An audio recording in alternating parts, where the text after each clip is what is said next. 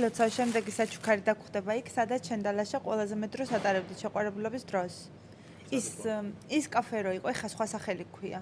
კაფე 22 იყო, ნამცხვრის სახლი იყო. მოდით კაფე 22-ში.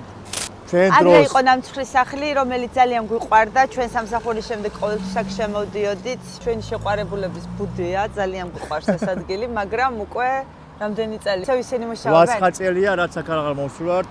გარემო სულ სხვაა და ვნახოთ შეგეთ რა გოლოდება და რა იქნება. წავედით? აუ, ნუ აქაც რამე უნდა მკითხონ. ჩემმა თოვლის ბაბუმ, რომელმაც წერილი გამომიგზავნა ლაპლანდიიდან, მინიშნება დამიტოვა, რომ აქ მელოდება საჩუქარი. კი. რა ნამცხვარი უყვარს ლაშას? რა ნამცხვარი უყვარს ლაშას? ნაპოლეონი? საჩუქარი, აი, თქვენი საჩუქარი.